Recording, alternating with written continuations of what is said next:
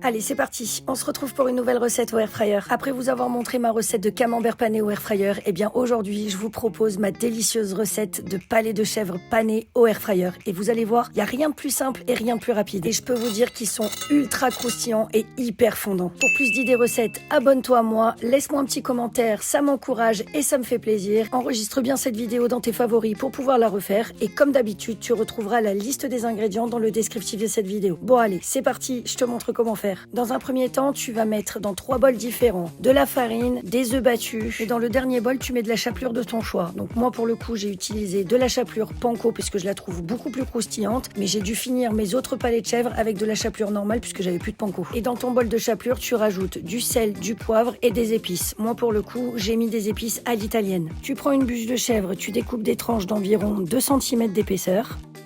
Et tu viens tremper chaque tranche dans l'ordre que je vais te donner. Donc d'abord dans la farine recto verso, ensuite dans l'œuf en imbibant bien ta tranche de chèvre, dans la chapelure pareil recto verso en veillant à bien recouvrir toute la surface de chapelure pour que ça soit bien hermétique pour pas que le fromage coule. Tu retrempes encore une fois dans l'œuf et dans la chapelure et tu vas venir répéter l'action encore une fois. œuf, chapelure, donc en tout 3 fois. Je le fais 3 fois parce qu'il faut bien recouvrir la tranche de chèvre de chapelure parce que sinon ça va couler à la cuisson et j'ai fait le test. Je peux vous dire que si vous le faites moins que ça, eh ben ça va couler.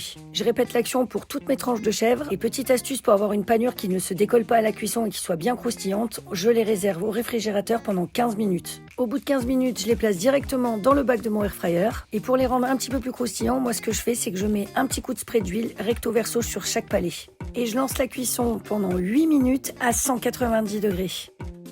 À la moitié de la cuisson, soit 4 minutes de cuisson, je les retourne délicatement pour pas les percer et je relance la cuisson pour le temps restant en augmentant la température à 200 degrés. Voilà, la cuisson terminée et regardez-moi ce résultat. On obtient de jolis palais de chèvre bien croustillants et bien fondants. Moi, je l'ai accompagné d'une bonne salade verte et je peux vous dire que c'était un pur régal. Alors, si ma recette t'a plu, n'oublie surtout pas de l'enregistrer dans tes favoris pour pouvoir la refaire. Laisse-moi un petit commentaire, ça me fait toujours plaisir. Et moi, j'ai plus qu'à te dire bonne dégustation et à très vite pour une prochaine recette.